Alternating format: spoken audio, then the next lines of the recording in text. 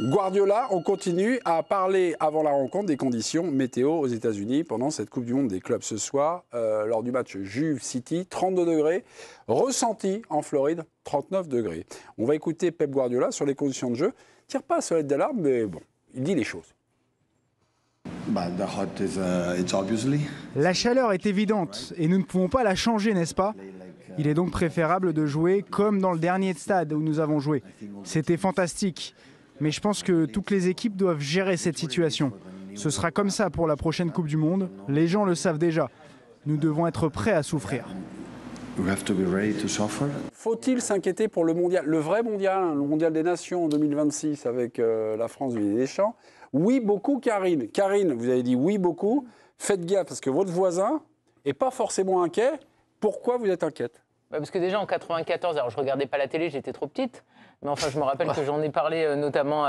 Vous étiez né quand même. Oui, mais enfin à 9 ans je regardais pas la télé. Je suis désolé, mais j'en avais notamment parlé avec Didier qui commentait cette Coupe du Monde aux États-Unis et qui avait beaucoup de difficultés et qui avait beaucoup de chaleur. Et nous sommes évidemment quand même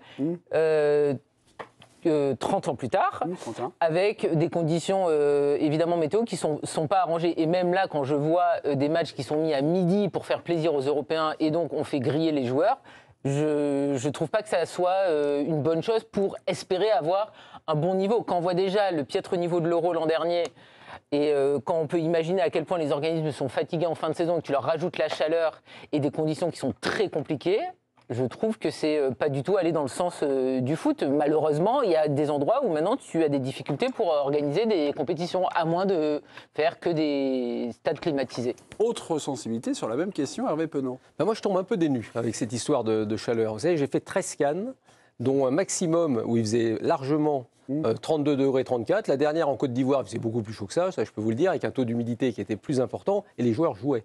C'est-à-dire qu'à un moment, malheureusement, le football, c'est un sport d'extérieur. Vous jouez à peu près dans n'importe quelle condition. Une chose sur laquelle c'est de l'adaptation. Adaptation aux entraînements, adaptation aux conditions. Soit on peut vraiment pas y aller, comme au Qatar l'été, donc on l'a fait en hiver, ça peut se comprendre. Malheureusement, vous allez avoir 32, 34, ça fait partie de la vie des footballeurs. S'il y a un orage, à un moment, il faut s'arrêter, on s'arrête.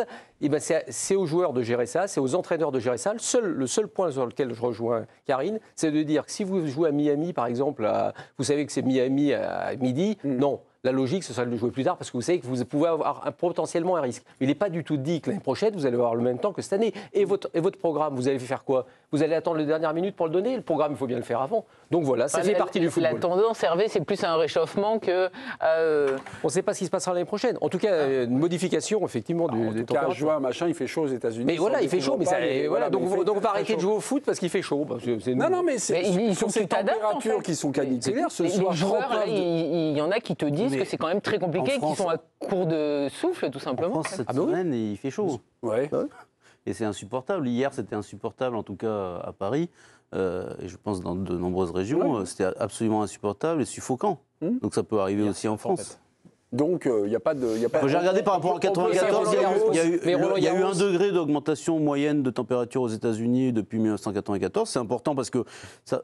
Quand même, ça génère aussi ces problèmes climatiques, ces orages, ces tempêtes, etc., etc.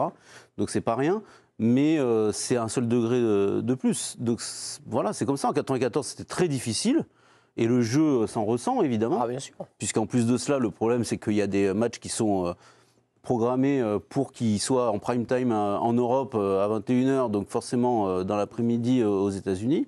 Donc, bien sûr, c'est complexe, mais ça existait avant et ça existera. Sinon, alors on joue. De toute façon, on joue que dans quoi, 5-6 pays, c'est compliqué. Le Enrique a parlé des conditions de jeu, lui également, sur les pelouses ultra sèches. Écoutez-le. Le ballon rebondissait comme un lapin aujourd'hui. C'est un exemple flagrant. Avant, c'était du gazon synthétique, maintenant c'est du gazon naturel. Mais ils doivent l'arroser à la main. Ils l'ont fait à la mi-temps. Mais 10 minutes plus tard, le terrain était à nouveau sec. Pour notre jeu, c'est un vrai problème. Ce n'est pas une excuse, je le dis d'autant plus que nous avons gagné, mais ça reste un vrai souci. On ne joue pas au niveau qu'on souhaite. Je pense que la FIFA doit vraiment en tenir compte. Il ne s'agit pas seulement de la pelouse des matchs, mais aussi de celle des entraînements. Si on veut faire de cette compétition la plus prestigieuse du monde, on n'imaginerait pas un parquet de NBA avec plein de trous. sur l'aire de jeu qui devient, qui devient praticable, mais qui devient difficile. Ça vous a rappelé un souvenir, Vincent, avec l'équipe de France qui se déplace en Hongrie, Budapest, Euro 2021. Qu'est-ce qui s'est passé? Il faisait une chaleur absolument invraisemblable en Hongrie. Je crois que Sébastien y était aussi. Ouais. C'était une humidité incroyable. Et en fait, ils avaient entrepris d'arroser la pelouse et ça avait été pire pour les joueurs. Pourquoi? Parce qu'il y avait une espèce d'évaporation.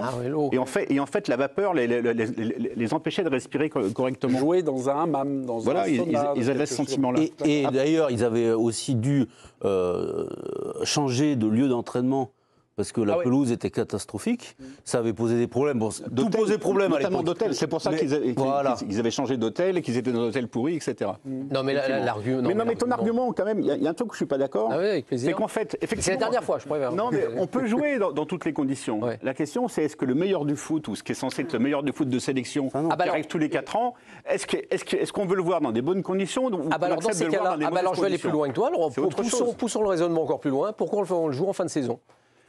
Faudrait-il de disputer une Coupe du Monde comme on l'a fait au Qatar au milieu de saison? Et là, tu aurais les joueurs en pleine forme. Souvent, les compétitions internationales, tu as des joueurs cramés bouillis parce qu'ils sont allés au bout. Et de plus en plus. Je préfère voir des matchs quand il fait 20 degrés que des matchs quand il fait 35 degrés. Ça, c'est un autre débat. La question n'était pas. Moi, j'ai envie de voir le meilleur du foot. J'ai envie de voir le meilleur du foot. J'ai envie que la Coupe du Monde soit le meilleur du foot. Mais quelle est la solution? Mais déjà, tu fais des matchs à 22h. Je veux dire, en Espagne, quand ça joue à 22h, ça choque personne, en fait. Il faut respecter les horaires. Non, mais moi, je veux bien. Mais le problème, c'est que là, il faut bouleverser l'ordre mondial, même économique du football. Parce que quand vous allez dire à TF1, M6, alors actuellement, match à 3h du matin. Le match, il va être diffusé à 3h du matin, ça va plus être les mêmes sommes. Donc, moi, je veux bien. Donc, il faut accepter ça. Tu ne peux pas avoir tout. Non. Mais donc, tout le monde est prêt à accepter que les matchs soient pourris et puis que ça soit à la bonne heure. C'est pas que pourri, parce que je t'ai dit, l'histoire des fins de saison. Coupe du Monde 94, j'étais à la finale à Los Angeles. Et franchement, il faisait. D'abord, il était midi à Los Angeles pour qu'il soit 21h en France. Rose Bowl Pasadena, finale Brésil-Italie 94. Vous êtes là-bas en Californie. Il faisait entre 40 et 44 probablement. On avait à l'époque les premiers tendis, tu te souviens, les premiers ordinateurs. Et les cristaux liquides, ils fondaient, ils tombaient en bas de l'écran. Il fallait qu'on récupère les cartons de la télé sous les bureaux pour les mettre dessus pour pouvoir voir un peu ce qu'on écrivait, etc. C'était absolument l'enfer. En plus, les tribunes pas couvertes, etc. Et c'était votre meilleur papier. Et c'était une des finales les plus nulles de l'histoire. Il s'est rien passé. On en a connu des plus nuls. On en a connu des nuls dans des très bonnes conditions atmosphériques. Bien sûr, mais là c'était Brésil-Italie à midi, à Los Angeles au mois de juillet. Oui, mais alors ça veut dire très mauvaise foi en fait. Ah ben non, mais jouer sous 40 degrés, ça impacte le niveau du football. Mais est-ce que j'ai dit le contraire? J'ai pas dit le contraire. J'ai jamais dit ça. Non, mais vous êtes en train de dire. Il a vu pas mal de matchs assez pourris lors de ces 13 Cannes. Mais à la Cannes, j'ai vu un match de l'Algérie en Angola. Ils ont joué à 4. Il devait être midi. Mais c'était un enfer. Alors là, c'était pas Pasadena, c'était Pasadena. C'est pas le niveau du foot qui fait qu'on aime la Cannes quand même. Mais l'histoire du niveau du foot. Alors là, ça me fait un petit peu sourire parce que évidemment que ce sera un peu moins bon. Mais quand vous disputez des matchs dans des conditions atmosphériques exceptionnelles et d'autres dans des moins bonnes conditions atmosphériques, le jeu peut être un peu moins bon effectivement. Mais ça fait partie de l'histoire du foot. Qu'est-ce que tu veux dire? Avant, on avait des terrains pourris. Mais surtout, attendez, il y a Tonton Rico qui est là. T'es en auditeur libre ce soir. Non, mais l'ironie de cette histoire, c'est que quand on a dit qu'on allait jouer en hiver au Qatar, on a tous gueulé, d'accord? Les instances ont dit c'est un scandale. Oh là, grève, on fait grève. Non, mais attendez, non, mais vous terminez, mais vous dites des bêtises. Non, mais comme la météo. Attends. Vous voulez pas apprendre un truc? En fait, la règle du jeu était.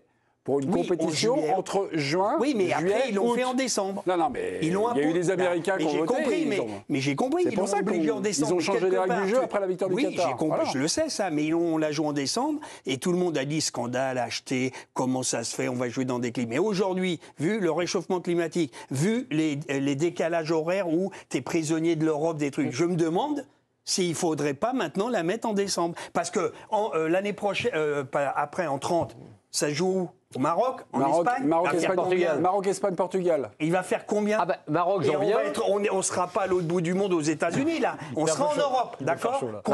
Marrakech, vous avez un match à Marrakech, il faut faire chaud.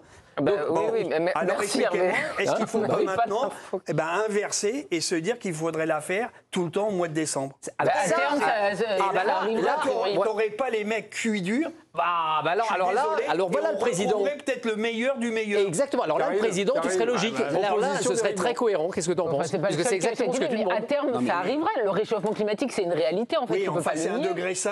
Non mais enfin, donc Seb, il te dit que c'est 1,5 degré et c'est sûrement vrai. Mais ceux qui étaient en 94, il te dit qu'ils bouillent.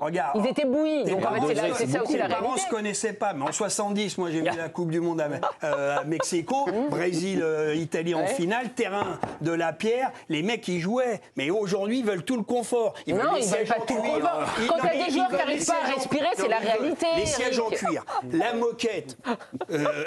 Ils veulent tout. Ils veulent le Waterboy. Tous les quarts d'heure, on s'arrête. C'est nous qui voulons ça, Eric. C'est nous qui voulons ça. Mais moi aussi, je veux ça. Parce que j'ai été joueur, je sais ce que c'est. Je suis rentré à rien qu'à l'échauffement. Je dis comment je peux jouer un quart de finale sous cette chaleur à Grenoble, il faisait 40. Ce sont nos standards qui ont changé. C'est pas les standards des joueurs. Mais l'argument est intéressant sur la finale. Par exemple, tu prends les finales, la finale de 70. Je ne pense pas que les conditions de jeu étaient meilleures que les conditions de jeu des stades d'aujourd'hui. Et pourtant, ça n'empêche pas d'avoir une super finale. Mais Hervé, c'est pas parce qu'il s'est passé quelque chose en 70. Il faudra s'adapter. Oui, mais je trouve l'argument. C'est jouer l'argument, c'est décembre. En accord avec les joueurs aussi. Mais à la rigueur, mais l'argument, si toi tu veux la meilleure équipe, si tu veux les meilleures coupes du monde possibles, les meilleurs euros possibles, ça c'est un argument qui se tient. C'est un argument qui se tient. Et jouons en décembre, milieu de saison, les joueurs sont en pleine forme, meilleures conditions atmosphériques, mais ça dépend des pays parce que vous avez remarqué que la Terre quand même est un peu bizarre, c'est-à-dire qu'il y a un pôle nord, un pôle sud, et il y a un hémisphère nord, un hémisphère sud. Et du coup, moi je propose qu'on fasse Rennes, Strasbourg, tout ça, tous les mois de juillet. Voilà, c'est ça. On concentre les matchs un peu pourris. En fait, le raisonnement, il serait un peu plus entendable, puis j'en serais complètement d'accord si on ne prenait pas ces décisions, souvent pour des mauvaises raisons. C'est un autre débat, ça. Si on fait maintenant une Coupe du Monde sur 2, ou une Coupe du Monde sur 4 dans la péninsule arabique, c'est pas pour la météo. L'Arabie Saoudite, il y a peu de chances qu'on joue en été. Non, mais voilà. On peut se l'espérer. Merci les amis. Merci à Pep Guardiola. Donc, une belle explication, une nouvelle réforme des calendriers du football proposée par l'équipe du soir, un truc qui va vraiment être suivi. On peut en être sûr. Bien sûr.